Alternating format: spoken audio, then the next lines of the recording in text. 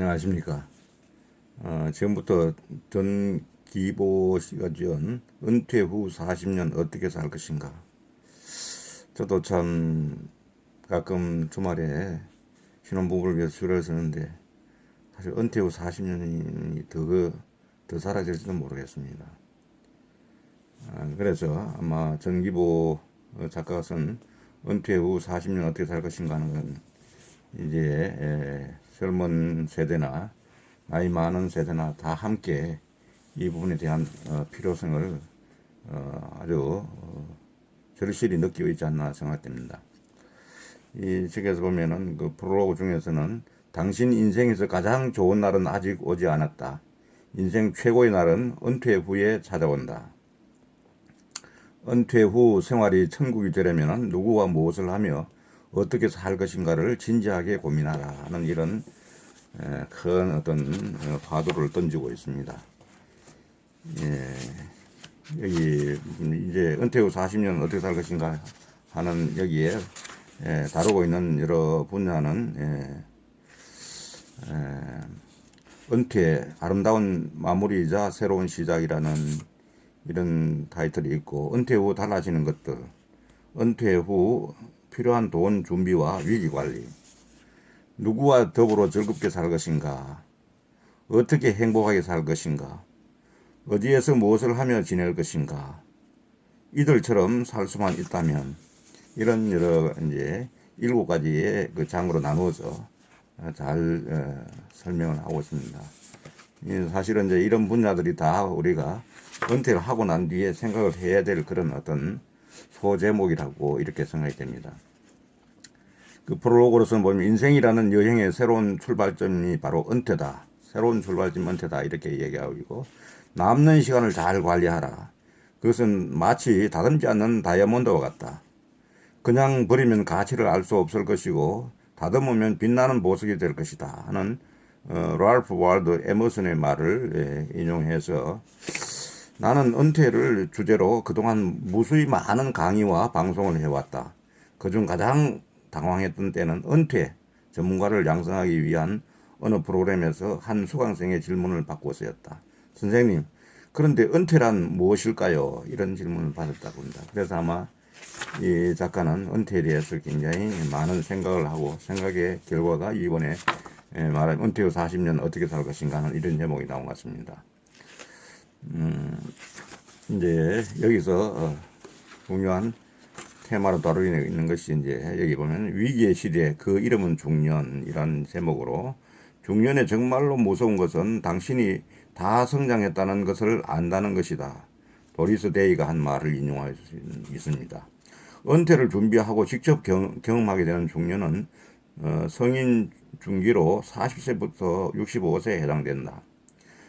생물학적인 능력이 감소하는 반면 사회적 책임은 더 커지는 시기이다. 심리학자 에릭슨은 이 시기를 생산성과 정체성에 혼용하는 시기라고 이렇게 이야기합니다. 그리고 또한 우리가 일하는 목적은 보통 생계 해결과 출세 그리고 소명을 다하기 위해서라고 한다. 은퇴 전에는 생계와 출세를 위해서 일했지만은 노년엔 그보다 자신의 가치를 확인하는 소명으로서 일이 필요하게 된다. 이를 통해 우리는 노년의 여러 문제를 해결할 수 있다. 따라서 일정 나이에 도달하면 일을 그만두고 편안한 여가를 즐기는 것이 행복한 노후라는 환상에서 깨어나야 한다. 이렇게 일침을 가하고 있습니다. 노후에 우리가 추구하는 소명이란 자신이 아니면 할 수 없는 것이라는 내 의미를 포함하고 있지만, 반대로 자신이 하지 않으면 후회하는 일이라는 의미로도 해석할 수 있다.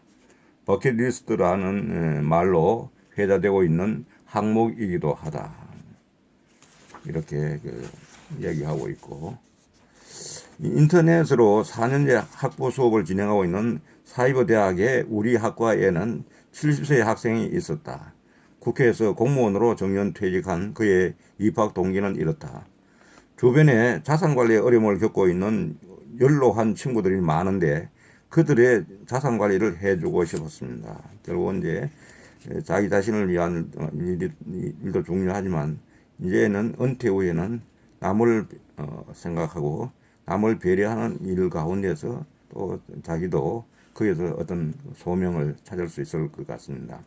죽는 날까지 버리면 안 되는 한 가지가 있다면 그것은 바로 매사에 대한 호기심이다. 참으로 호기심이 없는 그 인생은 삶에 매우 메마르고 건조하고 의미가 없는 그런 나날이 될 가능성이 있습니다. 그래서 호기심이 매우 중요하다 하는 걸 저도 늘 같이 공감을 합니다. 그리고 또한 여기 보면 퇴직을 대비하는 바람직한 방식이라는 제목 하에 그가 은퇴했을 때 그의 부인은 두 번째 남편을 맞이했지만 수입은 그의 절반이었다. 치치 로드리게스의 말을 인용하면서 퇴직을 대비하는 바람직한 방식이란 이런 제목 하에 갑자기 찾아온 퇴직은 여러 가지를 앗아가지만 그 중에서도 가장 중요한 세 가지의 상실이 있다. 이렇게 얘기합니다. 그 첫 번째가 권력의 상실이다. 직책으로 누릴 수 있었던 모든 것들이 퇴직과 동시에 사라진다. 정관예우라는 것이 있긴 하지만 그 효력은 오래가지 못한다.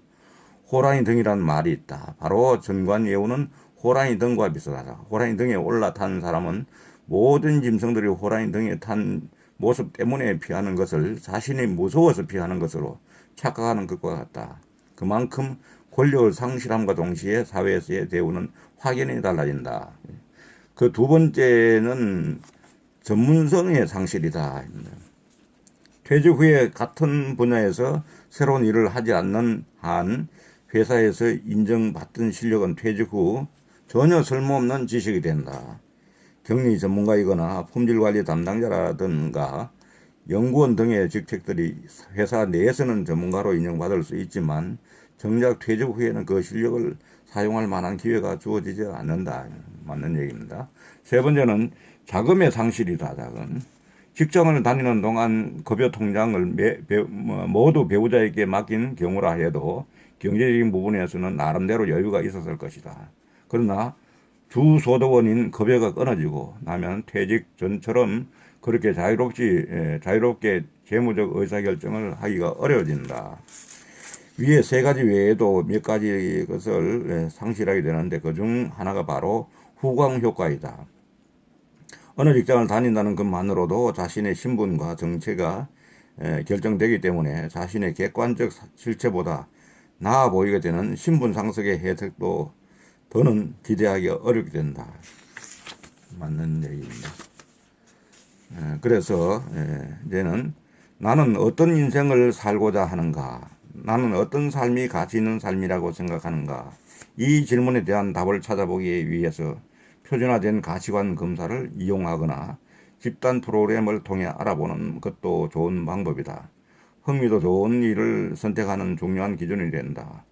흥미란 일에 대한 몰두와 성과에 영향을 미치는 중요한 요인으로 어떤 종류의 활동이나 사물에 대해서 특별한 관심이나 주의를 갖게 하는 개인의 일반화된 행동 경향을 말한다. 자신의 가치관에 맞고 흥미 있고 성격과 적성에 맞는 일을 찾아 하는 것이 만족도 높고 행복한 삶으로 가는 지름길이다 하는 이런 결론을 내고 있습니다. 다음에는 생존을 위해서는 배움을 두려워하지 말라. 그래서 굉장히 강조하는 부분이 이 부분입니다. 항상 나를 새롭게 하지 않으면 그것은 곧 죽음이다. 이런 말이 있습니다. 나를 새롭게 하라. 이런 말이 있습니다.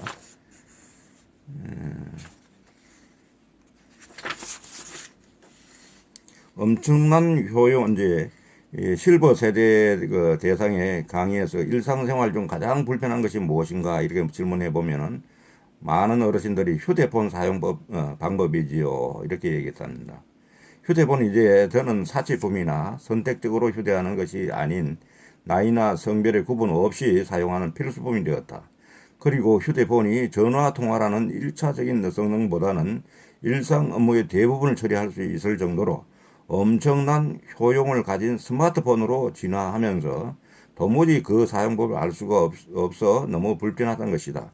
간단히 말해서 스마트폰은 개인용 컴퓨터가 손바닥 안으로 들어온 것이다.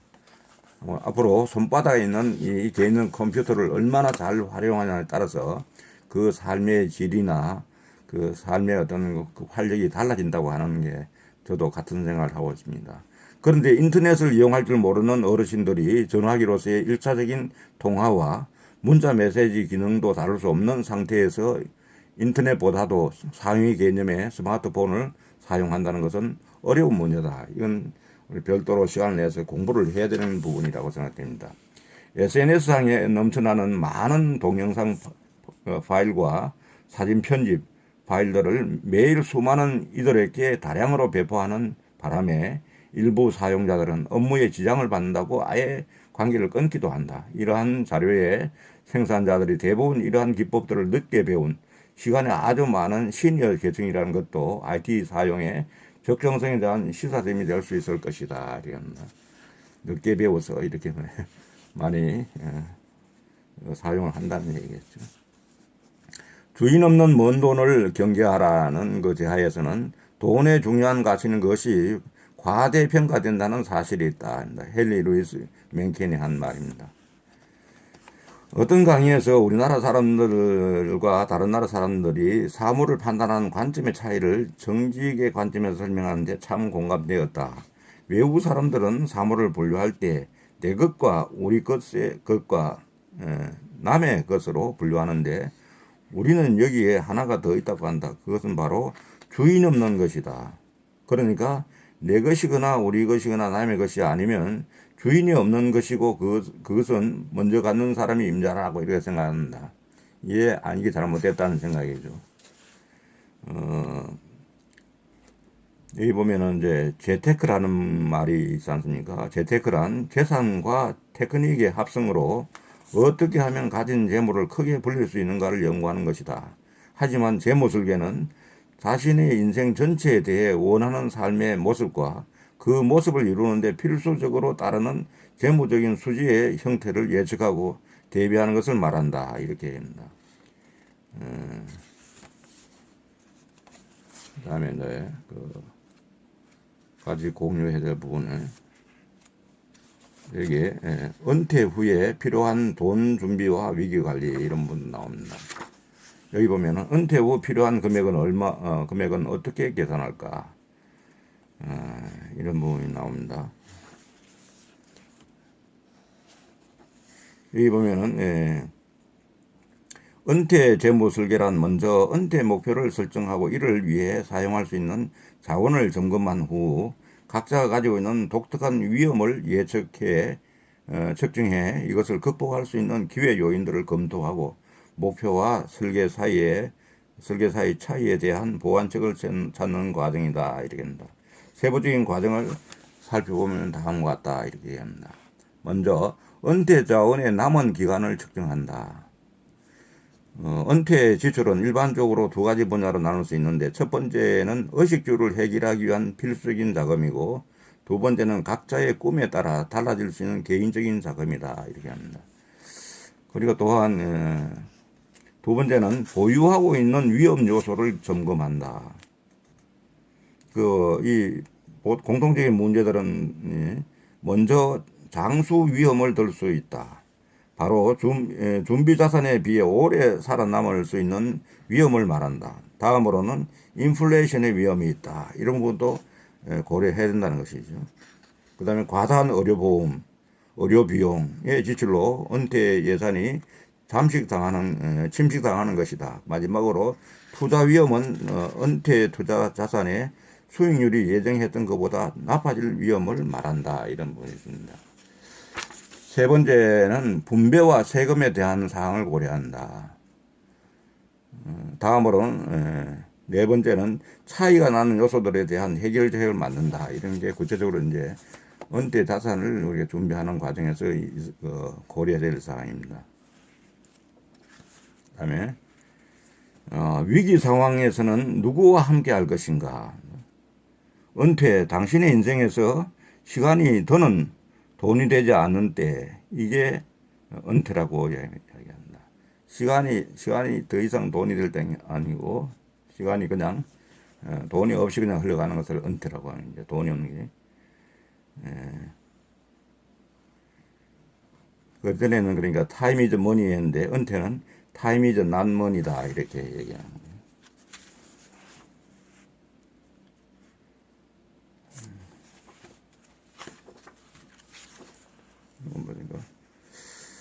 여기도 참 여러 이거 참정하게 볼 수 있는 내용들이 많이 나오는데 일단 많은 돈보다 좋은 관계가 더 큰 재산이다 하는 거 얘기했습니다. 친구와 와인은 오래돼야 한다는 스페인 속담을 이용한데 노후에 돈이 없는 것보다 외로운 것이 더 큰 위험이라는 말이 있습니다. 그래서 사람들은 은퇴 전과 다르지 않게 활기찬 노후를 보내며 외로움에서 빠지지 않으려고 집단을 형성하거나 그 집단에 소속되려 한다는 것이죠. 어떻게 보면은 좋은 관계가 더 큰 재산이다 하는 말이 일리가 있는 얘기였습니다. 인간관계를 인맥과 그 일맥으로 구분하기도 한다. 사람 중심과 사람 중심의 관계는 인맥이고 일 중심으로 만든 관계는 일맥이다. 직장을 다니는 동안에는 주로 대부분 사람들은 일 중심으로 직장 동료들이나 거래처 사람들을 만난다. 일상의 대부분을 이들과 같이 보낸다고 해도 과언이 아닐 만큼 일상과 휴일까지도 이들과 어울리게 된다. 하지만 퇴직하고 나면은 상황도 180도 달라진다. 이렇게 얘기합니다. 그 다음에는 배우자와 행복하게 지내는 방법이라는 부분이 나오는데 행복이 언제나 행복을 가져오지는 않는다. 그러나 행동 없는 행복은 없다. 벤자민 디즈레일리. 여기 보면은 퇴계와 부인 건씨 이야기가 나옵니다.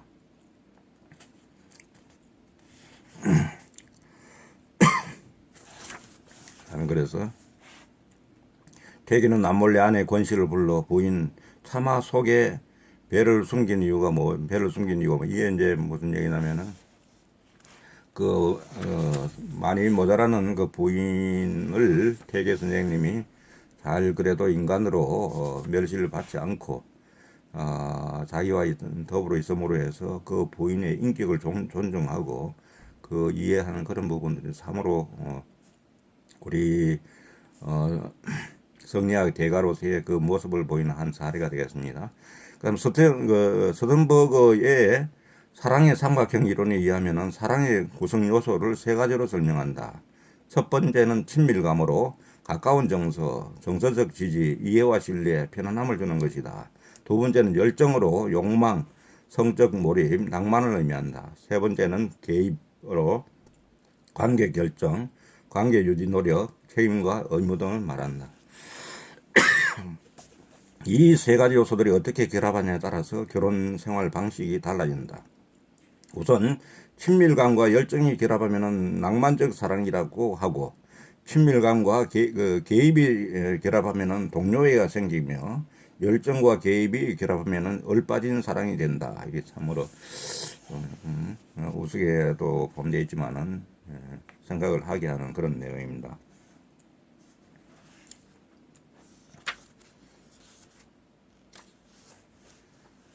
다음에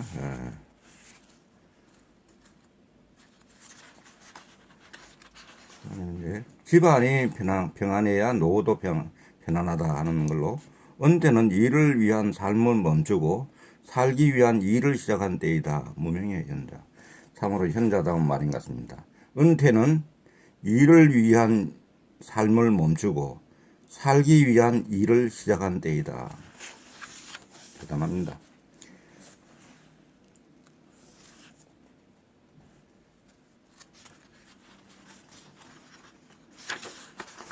보면은 이제 비록 다니던 직장에서는 정년이 되어 퇴직하지만 인생의 목적지에는 아직 도달하지 못했다. 그래서 지금부터라도 남은 인생을 인생 목적지를 향해 계속 전진해야 한다고 생각하는 것이다. 당신이라면 어떤 길을 선택하겠는가? 선택은 각자의 몫이다.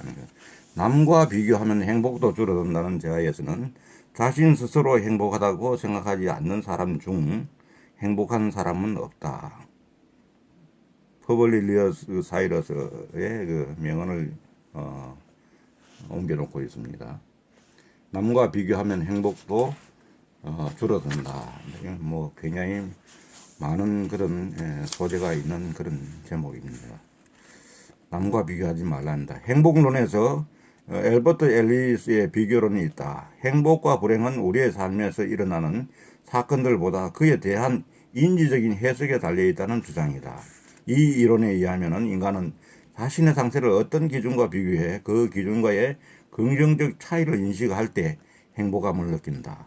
특히 자존감은 우리가 자신에 대해서 내리는 판단과 밀접하게 연관되어 있다. 가장 중요한 비교 기준은 다른 사람, 과거의 삶, 이상적 자기 삶, 그 다음에 지향하는 목표 이런 것다 그렇게 얘기합니다.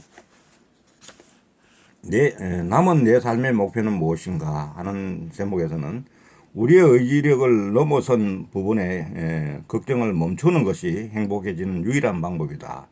에픽테토스, 참으로 참 멈추고 그것에서 자유로워지는 것이다. 이게 참으로 우리가 고대에 맞이하는 것입니다.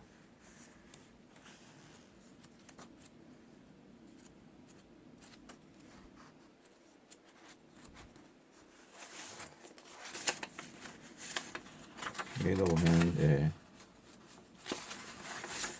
은퇴 후 시간은 무궁무진하다 하는 제하에서는 자신에게 물어봐라. 만약 모든 직업이 한 시간에 $2만 지급된다면 무슨 일을 하고 싶은가?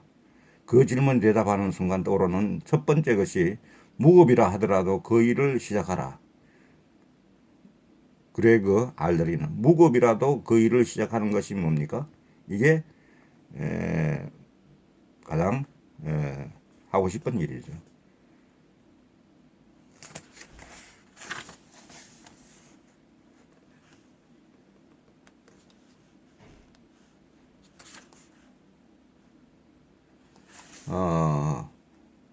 화향천리행 인덕만년훈이라는 중국 시인의 말처럼 천리를 가는 꽃향기보다 만년 동안 향기로울 수 있는 덕을 베푸는 삶이 되도록 은퇴 후 생활을 설계하고 실천해 보면 어떨까라는 얘기입니다. 진지한 여가를 보내라. 진정한 여가를 즐기는 사람이 그의 영혼의 재산을 늘리는 시간을 갖는 사람이다. 헨리 데이비드 소로로 한 말입니다. 여가를 일상적인 여가와 프로젝트형 여가, 진지한 여가로 구분하면서 그중 진지한 여가의 중요성을 강조하고 있다. 일상적인 여가란 즐기기 위해 어떤 특수한 훈련을 받을 필요가 없으며 직접적이고 내재적인 보상이 따르는 상대적으로 짧고 즐거운 핵심 활동이다. 텔레비전 보기, 낮잠, 섹스, 친구와의 사교적인 대화, 아름다운 경치, 감상, 술 마시기 등을 이해한다. 프로젝트형 여가는 일회적 또는 한때 즐기는 여가를 말한다. 생일 파티, 결혼식, 환갑잔치, 박물관 특별 전시 관람 등이 이해된다. 진지한 여가란 특수한 기술, 지식, 경험을 통해 이를 표출함으로써 참여자가 경력을 쌓아가고 성취감을 느낄 수 있는 체계적인 활동이다. 돈과 시간을 적지 않게 투자해야 하는 경우가 많고 몰입의 정도가 높다. 이러한 진지한 여가는 세부적으로 아마추어형, 취미활동형, 자원봉사형 등 세 가지로 분류한다. 이렇게 분류를 하고 있습니다.